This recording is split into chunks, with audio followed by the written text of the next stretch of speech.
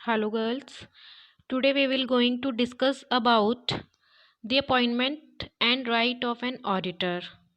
ये जो appointment of auditor and right of an auditor ये हमारा टॉपिक चैप्टर नंबर 8 में इंक्लूड है, जो कि हम आज डिस्कस करेंगे।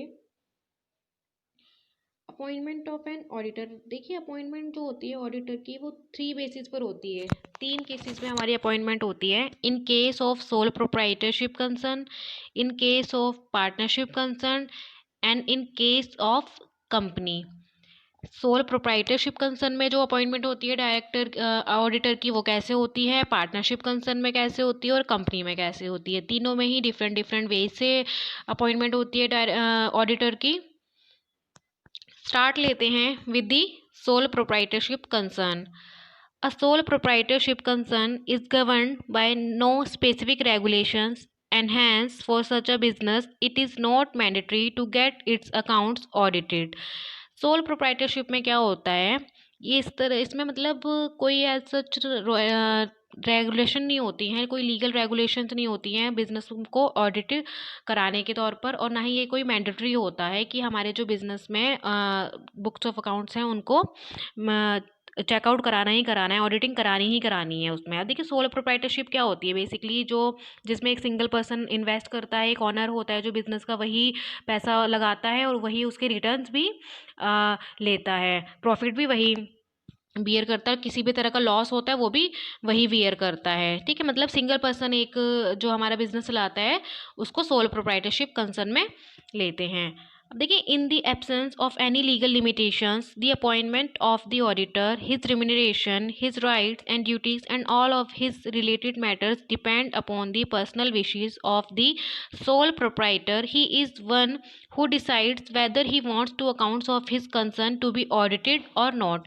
जितनी भी लीगल अपॉइंटमेंट्स होती हैं ऑडिटर की, रिम्यूनरेशन होता है, कोई राइट्स होते हैं, ड्यूटीज़ होती हैं इससे रिलेटेड, ये सब जितने भी डिसीजंस होते हैं वो कौन लेता है, सोल प्रोप्राइटर लेता है, बिजनेस का जो ऑनर होता है वो लेता है। तो यही मतलब जो सोल प्रोप्राइटर है वही डिस्कस करेगा, वही डिसाइड करेगा कि हमें अपने अकाउंट्स में ऑडिटेड करानी है या नहीं करानी, ऑडिटिंग कराना चाहता है वो या नहीं कराना है अपने अकाउंट्स की। अपॉइंटमेंट ऑफ ऑडिटर, अब देखिए सोल प्रोप्राइटरशिप के केस में जो अपॉइंटमेंट होती है ऑडिटर की वो किस तरह से होती है। If the sole proprietor decides to get his accounts audited then the auditor is appointed on the basis of the mutual agreement between the proprietor and the auditor. अगर सोल प्रोप्राइटर के case में business का जो honour है वो चाहता है कि अपने उसके अकाउंट्स ऑडिटेड किए जाएं, उसके अकाउंट्स की प्रॉपर ऑडिटिंग हो, तो वो क्या करेगा, एक ऑडिटर अपॉइंट करेगा। किसके बेस पर करेगा, mutual agreement between the proprietor and the auditor. एक ये म्यूचुअल एग्रीमेंट होगा प्रोप्राइटर का और ऑडिटर का, मीन्स इन दोनों के बीच में एक एग्रीमेंट होगा, आपसी सहमति जिसे कहते हैं, म्यूचुअल एग्रीमेंट होगा, जिसके बेसिस पर वो ऑडिटर अपॉइंट किया जाएगा। दिस एग्रीमेंट में बी वर्बल और रिटर्न, ये जो एग्रीमेंट होगा या तो बोल के किया जाएगा या फिर रिटर्न में होगा। It is in the interest of both the parties,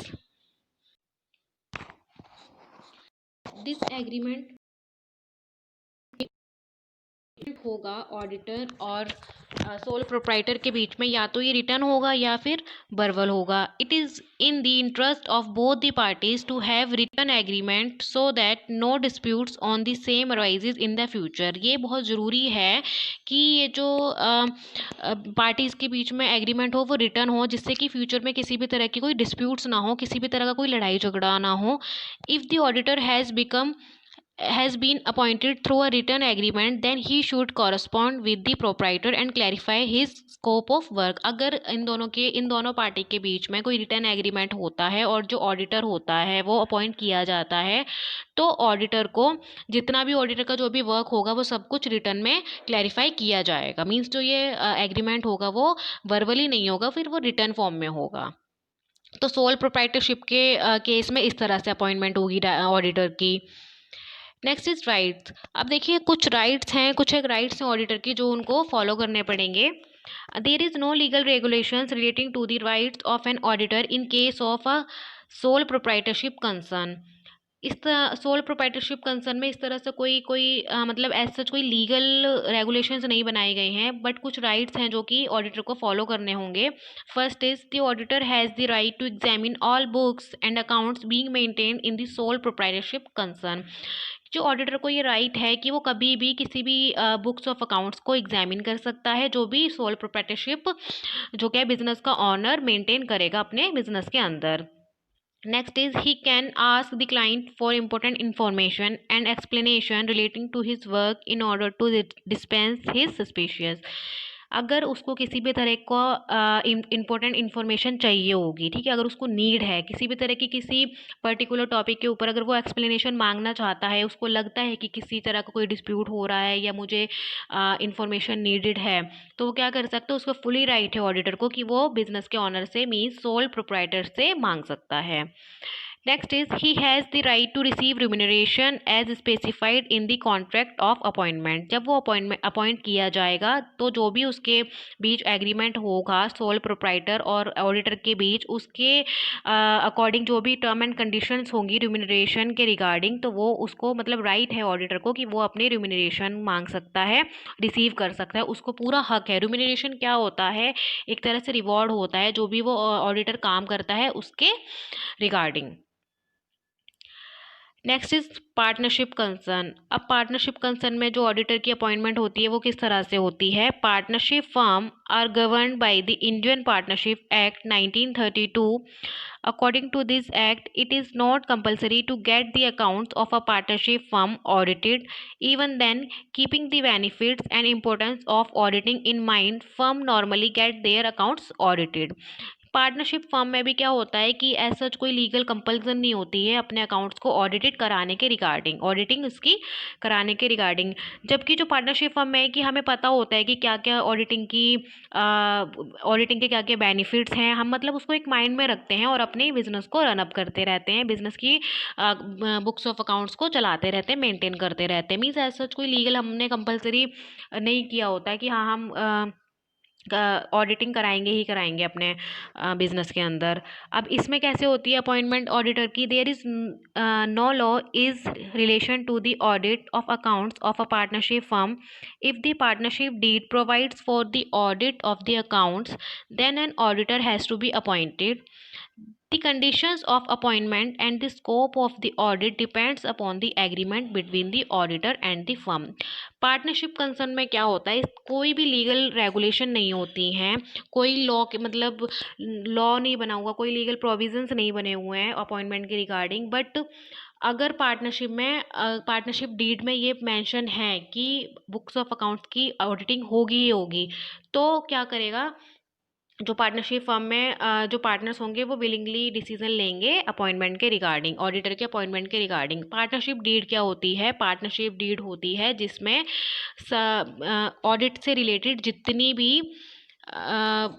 जानकारी होती है, ठीक है, पार्टनरशिप डीड में जितनी भी जानकारी होती है पार्टनरशिप फर्म के रिगार्डिंग, जो भी इंफॉर्मेशन होती है फर्म से, और उसमें पार्टनर्स के रिगार्डिंग सारी इन्फॉर्मेशन अवेलेबल होती है, और ऑडिटिंग के रिगार्डिंग भी सारी टर्म एंड कंडीशन अवेलेबल होती है उसमें। तो अगर पार्टनरशिप डीड में ये मेंशन है कि बुक्स ऑफ अकाउंट्स को ऑडिट कराना ही कराना है, ठीक है, तो हम क्या करेंगे, ऑडिटर अपॉइंट करेंगे, अदरवाइज ऑडिटर अपॉइंट नहीं किया जाएगा। और जो कंडीशंस होंगी अपॉइंटमेंट की वो क्या है, क्लियरली मेंशन होगी। ऑडिटर और फर्म के बीच में जो एग्रीमेंट होगा उसमें जो भी कंडीशंस होगी वो मेंशन कर दी जाएंगी।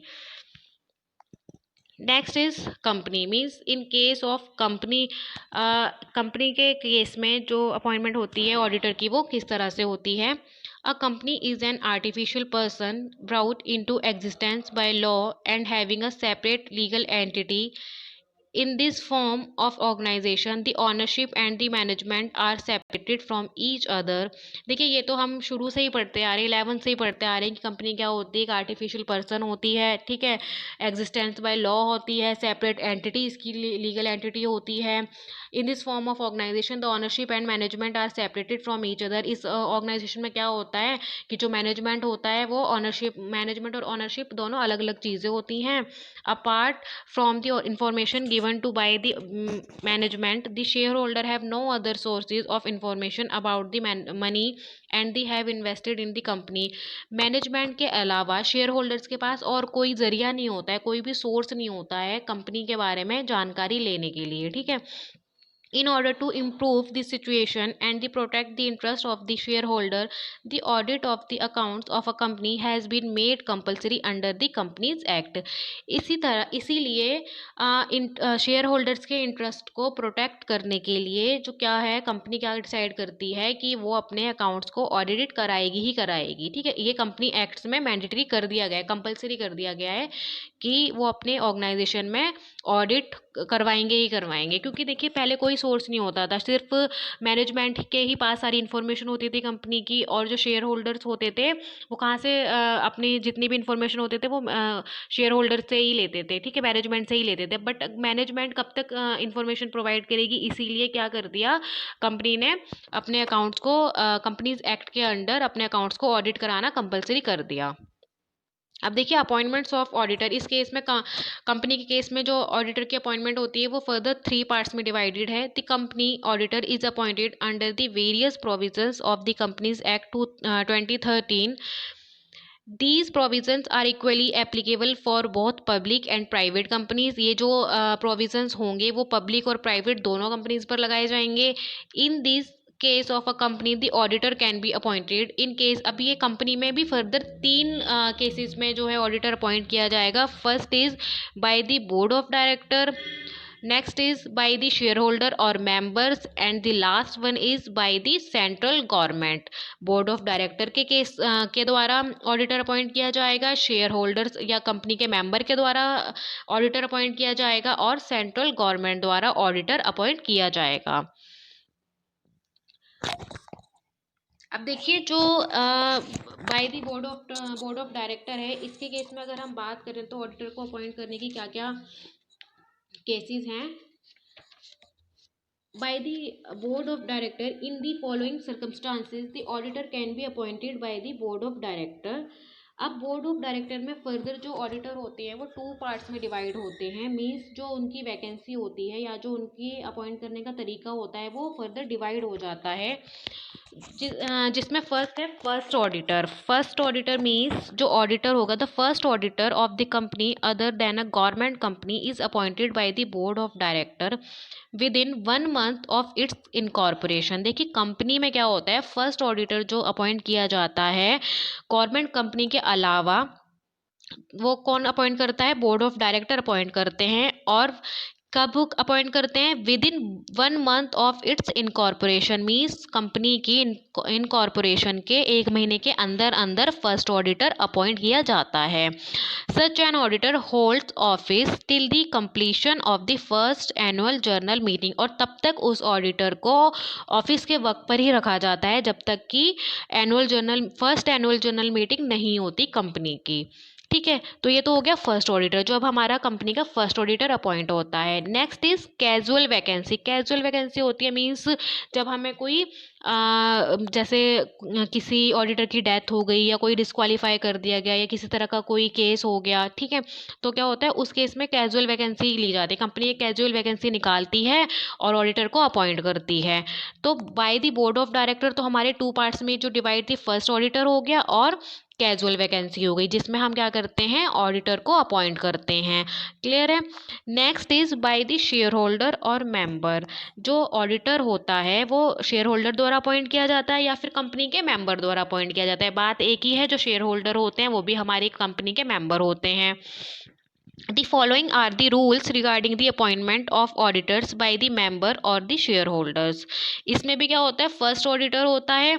इसमें क्या होता है, देखिए in the case of failure of the board to appoint such auditor, it shall inform the member of the company, who shall within 90 days at an extraordinary general meeting appoint such auditor, and such auditor shall hold office till the conclusion of first annual general meeting। देखिए इसमें क्या है, अगर suppose करिए मान लीजिए board के द्वारा जो हमने अपॉइंट किया था, बोर्ड ऑफ डायरेक्टर के द्वारा जो ऑडिटर अपॉइंट किया था, वो ऑडिटर अपॉइंट नहीं होता, मीन्स किसी भी तरह का कोई फेलियर आ जाता है वहाँ पे, ठीक है, अपॉइंट नहीं किया गया या किसी कारण से नहीं, कोई चीज़ फेल हो गई, किसी भी तरह का कोई फेलियर अराइज हो गया, तो क्या करेगी जो बोर्ड होगा वो कंपनी के मेंबर को इन्फॉर्म कर देगा। ठीक है, जो बोर्ड होगा, पहले पहले केस में क्या आता, bye the board of director, means जो डायरेक्टर था वो जो ऑडिटर था वो बोर्ड ऑफ डायरेक्टर के द्वारा अपॉइंट किया जाता था। बाय चांस अगर बोर्ड ऑफ डायरेक्टर के द्वारा अपॉइंटमेंट नहीं होती है ऑडिटर की, तो दूसरे केस में क्या होगा, जो बोर्ड है वो शेयर होल्डर्स को या कंपनी के मेंबर्स को इन्फॉर्म करेंगे कि हमसे जो अपॉइंटमेंट है ऑडिटर की वो नहीं हुई है, तो वो कंपनी के जो मेंबर है वो क्या करेंगे, 90 डेज के अंदर extraordinary general meeting appoint करेंगे और उसमें ऑडिटर अपॉइंट करेंगे। ठीक है, पहले तो ये केस था हमारा बोर्ड ऑफ डायरेक्टर का, बट अगर in case board of director से भी जो ऑडिटर है कंपनी का वो अपॉइंट नहीं होता है, किसी भी तरह का कोई फेलियर होता है, तो बोर्ड क्या करेगा, कंपनी के मेंबर्स को इन्फॉर्म कर देगा और जो कंपनी के मेंबर्स होंगे वो एनुअल जनरल मीटिंग में या एक्स्ट्रा ऑर्डिनरी मीटिंग में विद इन 90 डेज एक ऑडिटर अपॉइंट करा जाएगा। ठीक है, appointment in annual journal meeting, next appointment in annual journal meeting, इसमें क्या है, section 139 of companies act 2013 provides that every company shall at the first annual journal meeting appoint an individual or a firm as an auditor who shall hold office from the conclusion of the meeting till the conclusion of its sixth annual journal meeting. The procedure and the manner of selection of auditor by the member of the company at such meeting shall be such as may be prescribed. Annual general meeting में क्या होता है, जो भी share holders decide करते हैं, जिसको भी ऑडिटर बनाने का डिसाइड करते हैं या सिलेक्शन करते हैं, उसके उसमें एनुअल जनरल मीटिंग में उसकी सिलेक्शन हो जाती है। सिलेक्शन इन द सेंस कि उसको देखिए, जब तक एनुअल जनरल मीटिंग नहीं होती, फर्स्ट एनुअल जनरल मीटिंग नहीं होती है, तब तक उस ऑडिटर को क्या करते हैं, ऑफिस वर्क पे हम मैनेज करके मेंटेन करके रखते हैं, बट एनुअल जनरल मीटिंग में हम फाइनली उस ऑडिटर को अपॉइंट कर लेते हैं। ठीक है, और जो इसका कंक्लूजन कब तक निकलता है, 6th एनुअल जनरल मीटिंग के अंडर निकलता है। नेक्स्ट हमारे पास बात आती है बाय द सेंट्रल गवर्नमेंट। अभी हमने दो तरह से पढ़ा, bye the board of director appointment कैसे होती है ऑडिटर की, next is by the shareholder और मेंबर की, शेयर होल्डर के द्वारा और मेंबर के द्वारा कैसे अपॉइंटमेंट होती है ऑडिटर की। Now the next and last point is by the central government की, जो सेंट्रल गवर्नमेंट होती है उसके द्वारा अपॉइंटमेंट कैसे होती है ऑडिटर की। The following are the provisions relating to the appointment of the auditor by the central government. First, अब इसमें भी देखिए फर्स्ट ऑडिटर कैसे अपॉइंट होएगा, in case of government company और any company owned or controlled by the central government or by any state government, the first auditor shall be appointed by the controller and auditor general of India. जो first auditor होगा वो किसके द्वारा appoint किया जाएगा, चाहे वो central government है, चाहे वो स्टेट गवर्नमेंट के केस पर है, या फिर गवर्नमेंट कंपनी है कोई, या किसी भी तरह की कोई कंपनी है, वो कौन अपॉइंट करेगा, controller and auditor general of India, CAG जिसे हम कहेंगे शॉर्ट फॉर्म में, controller and auditor general of India appoint करेगा within 60 days from the date of registration of the company. Company के रजिस्टर होने के 60 दिनों के अंदर अंदर फर्स्ट ऑडिटर अपॉइंट किया जाएगा। और कौन अपॉइंट करेगा, मैं रिपीट कर रही हूँ, controller and auditor general of India. In case the Comptroller and Auditor General of India does not appoint such auditor within the said period, the Board of Directors of the company shall appoint such auditor within the next 30 days. अगर देखिए क्या होता है, अगर controller और auditor general of India, जिसको मैंने अभी बताया आपको CAG, अगर वो अपॉइंट करने में फेल हो जाती है, ठीक है, 60 डेज के अंडर अंडर अपॉइंट करने में फेल हो जाती है, तो क्या होगा, जो भी टाइम पीरियड उन्होंने दिया होगा उसके अंदर फेल हो जाती है अपॉइंट करने में, तो क्या होगा, जो बोर्ड ऑफ डायरेक्टर है कंपनी के, वो नेक्स्ट 30 डेज के अंदर ऑडिटर अपॉइंट कर लेंगे। मतलब ये उनके लिए मैंडेटरी होगा कि अगर या तो देखो कंट्रोलर करेगा या controller auditor general of India करेगा। ठीक है, इन केस अगर ये नहीं करते हैं 60 डेज के अंदर अंदर, तो जो नेक्स्ट अपॉइंटमेंट है वो बोर्ड ऑफ डायरेक्टर कर सकता है 30 दिनों के अंदर अंदर। Company who shall appoint such auditor within in case, अब देखिए, in case the failure of the board to appoint such auditor within next 30 days, it shall inform the member of the company who shall appoint such auditor within 60 days and extraordinary general meeting. और अगर board भी fail हो जाता है auditor appoint करने में, तो क्या करेगा, वो कंपनी के मेंबर्स को बताएगा, और कंपनी के मेंबर 60 days के अंदर अंदर, एक्स्ट्रा ऑर्डिनरी जनरल मीटिंग के 60 days के अंदर अंदर क्या करेगा, एक ऑडिटर अपॉइंट करेगा। ठीक है, जिसको हम पहले ऑफिस वर्क में रखेंगे, उसके बाद कंक्लूजन मिलने तक एनुअल जनरल मीटिंग में उसको फाइनली अपॉइंट कर लिया जाएगा।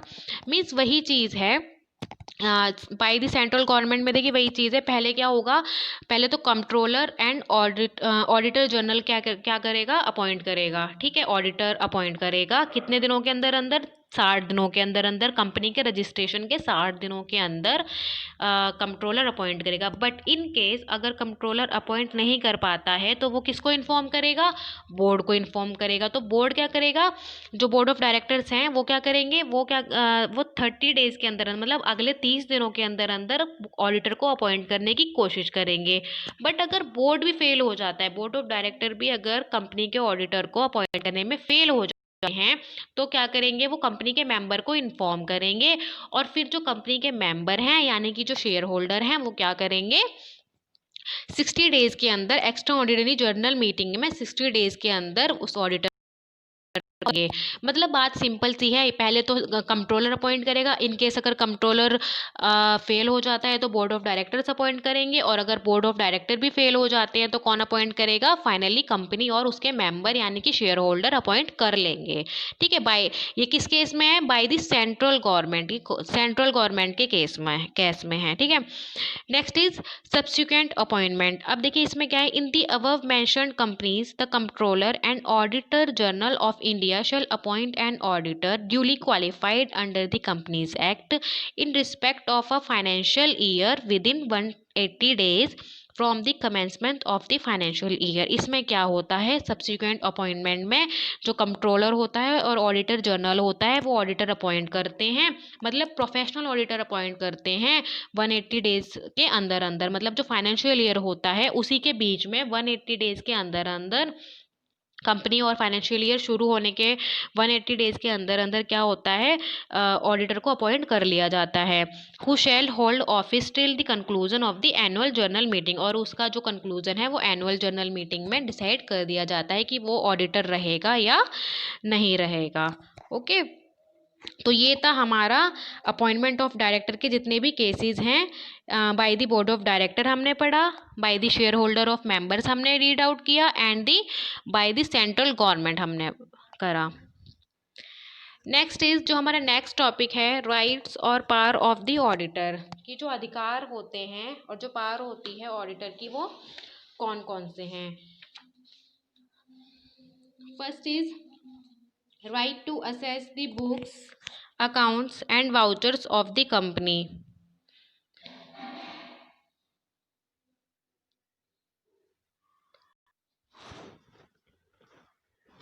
First point is right to assess the books, accounts and vouchers of the company.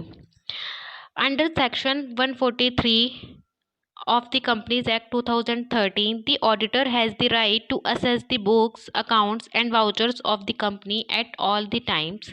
देखिए जो कंपनीज एक्ट का 2013 का जो सेक्शन है 143, उसके अंडर क्या है, ऑडिटर को पूरा राइट है किसी भी तरह की कोई बुक असेस करने का, कंपनी के रिगार्डिंग अकाउंट्स का असेस करने का और वाउचर असेस करने का, company in the company at all the time, मतलब कंपनी के टाइमिंग में, टाइमिंग पीरियड में किसी भी टाइम वो कंपनी के बुक्स ऑफ अकाउंट और वाउचर्स चेक कर सकता है, उसको पूरा पूरा राइट है। Whether the same are located at the head office of the company और any branch.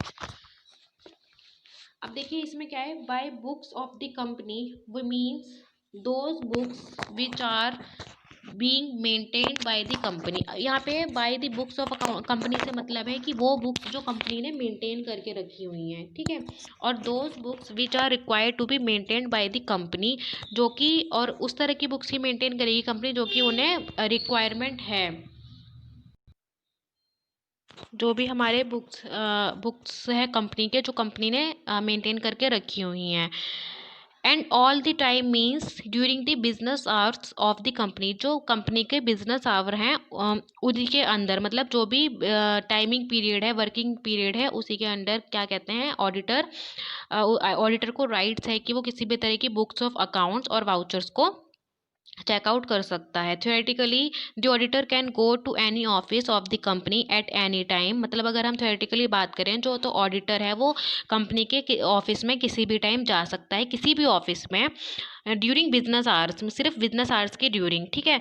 For conducting the audit conduct कराने के लिए विदाउट एनी प्रायर नोटिस, मतलब उसको कोई पहले ऐसा नोटिस देने की नीड नहीं है कि मैं आ रहा हूँ या हम आ रहे हैं, ऐसा कुछ नहीं है। बस उसको क्या है, उसको पूरा पूरा राइट है कि वो बिजनेस आवर के अंदर बुक्स को असेस कर सकता है, ऑडिट कर सकता है, किसी भी तरह की कोई जानकारी ले सकता है। और random examination are required only when cash is to be verified or when the auditor has to examine and any fraud or irregularities in suspicious circumstances. जो रैंडम एग्जामिनेशन है वो कहाँ पे रिक्वायर होगी, जब वो कैश की वेरिफिकेशन करेगा, ठीक है। अगर वो बुक्स ऑफ अकाउंट्स की वेरिफिकेशन कर रहा है, चेकिंग कर रहा है, तो उसको रैंडम एग्जामिनेशन करने की ज़रूरत नहीं है। लेकिन अगर वो कैश की वेरिफिकेशन कर रहा है तो उसको रैंडम एग्जामिनेशन करने की नीड है, मतलब अगर उसको लगता है किसी भी तरह का कोई फ्रॉड कमिट हुआ है या इरेगुलरिटीज़ चल रही हैं कंपनी के अंदर। Next is right to receive necessary information and explanation. वही चीज़ जो सेक्शन 143 और 146 के अंडर क्या है कि जो जितनी भी नेसेसरी इंफॉर्मेशन है, एक्सप्लेनेशन है, डायरेक्टर से जो ऑडिटर है वो कभी भी ले सकता है और किसी भी कंपनी के ऑफिसर से ले सकता है।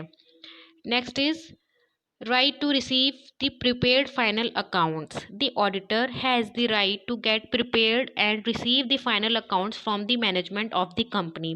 जो auditor है उसको पूरा पूरा right है, पूरा अधिकार है, जो प्रिपेयर्ड फाइनल अकाउंट्स हैं और किसी भी तरह की इंफॉर्मेशन है वो मैनेजमेंट से ले सकता है, कंपनी के मैनेजमेंट से ऑडिटर कलेक्ट कर सकता है। The task of preparing the final accounts is not of the auditor. जो फाइनल अकाउंट्स को प्रिपेयर करने का टास्क है, जो उसकी ड्यूटी है, वो ऑडिटर की नहीं है। ऑडिटर की क्या ड्यूटी है कि सिर्फ उसको वेरीफाई करेगा और वो चेकआउट करेगा, और जो फाइनल अकाउंट्स प्रिपेयर करने की ड्यूटी है वो कंपनी की है, कंपनी के मेंबर्स की है।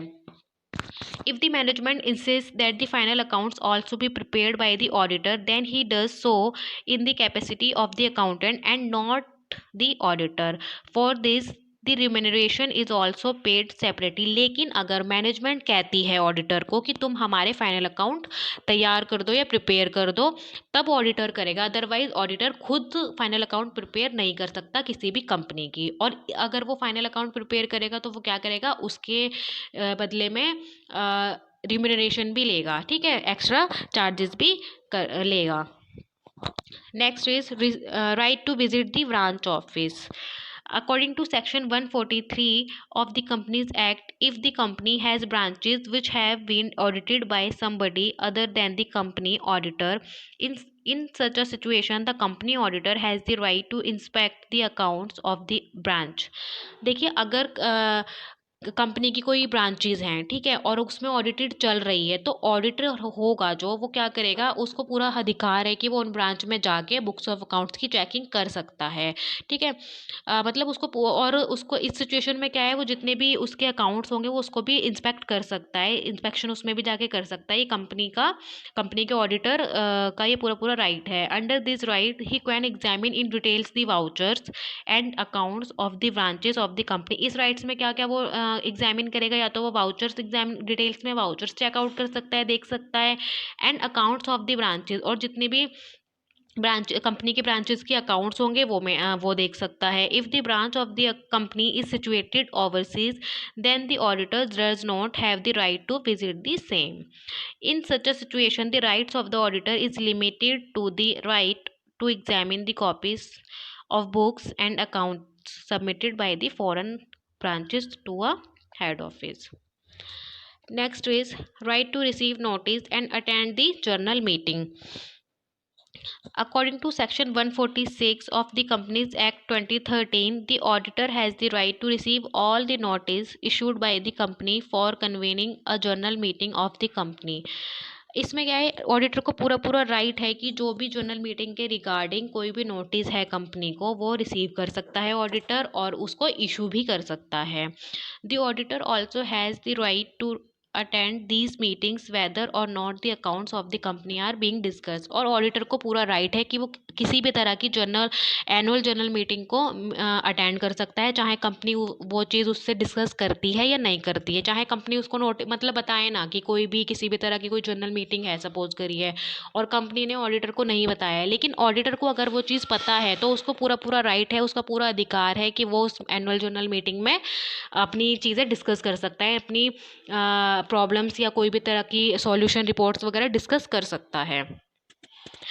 Next is right to have technical and legal advice. The auditor is by himself not an expert in every subject, hence he if he deems necessary, then in certain specific matters he may seek the advice or other legal and technical expert in order to form his opinion। देखिए हर चीज़ में तो जो auditor है वो expert नहीं हो सकता, but अगर उसको नीड है किसी भी तरह की एक्सपर्टेंस की, अगर किसी भी तरह की एडवाइस की, कोई लीगल एडवाइस होगी, टेक्निकल एडवाइस होगी, तो वो अपना जो अपनी बात है वो अच्छे से रख सकता है, और वो किसी भी तरह की कोई टेक्निकल और लीगली सपोर्ट ले सकता है कंपनी से। Next is right to sign the audit report and to certify related documents.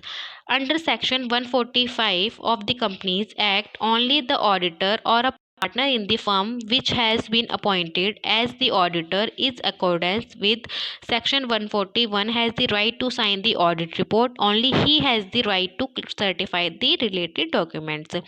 जो ऑडिट करने के बाद जो भी एक ऑडिट की रिपोर्ट बनती है, अब तो हाँ ये चीज़ तो हमें पता ही है कि after the completion of auditing एक ऑडिटर क्या होता है, एक रिपोर्ट तैयार करता है। ठीक है, ऑडिटिंग करने के बाद भी ऑडिटर एक फाइनल रिपोर्ट तैयार करता है। उस रिपोर्ट में ऑडिटिंग के रिगार्डिंग जितने भी मैटर्स होते हैं, जितने भी केसेस होते हैं, वो सब कुछ वो सारे कंक्लूजन उसमें मेंशन करता है। तो वो जो रिपोर्ट होगी वो ये ऑडिटर को राइट होगा कि सिर्फ वो रिपोर्ट वही साइन कर सकता है, मतलब उसके बिहाफ पर या उसकी जगह कोई भी जो वो रिपोर्ट है वो साइन नहीं कर सकता।